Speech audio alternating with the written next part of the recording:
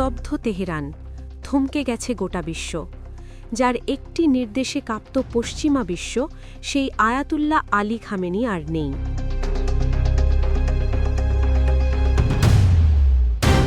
শনিবারের সেই অভিশপ্ত ভোরে যখন পুরো ইরান গভীর ঘুমে, ঠিক তখনই নেমে আসে ধ্বংসলীলা। যুক্তরাষ্ট্র ও ইসরায়েলের যৌথ এক নিখুঁত অপারেশনে ধুলোয় মিশে গেছে ইরানের সর্বোচ্চ নেতার প্রাসাদ।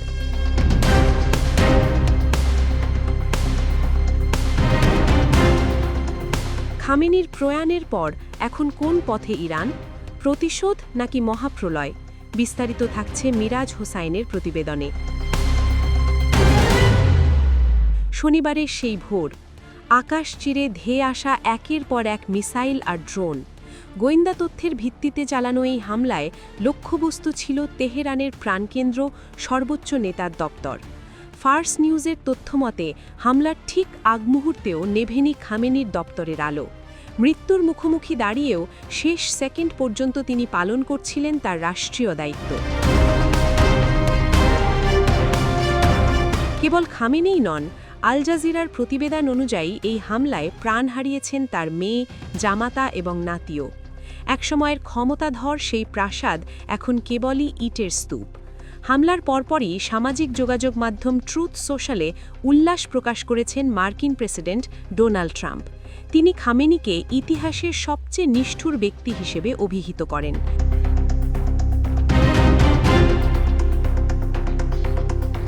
ভাগ সফল বলে দাবি করেছেন।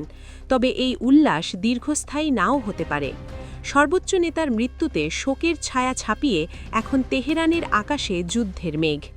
ইরানের বিপ্লবী গার্ড বাহিনী IRGC স্পষ্ট জানিয়ে দিয়েছে, কিছুক্ষণের মধ্যেই শুরু হতে যাচ্ছে স্মরণকালের সবচেয়ে ভয়াবহ প্রতিশোধমূলক হামলা।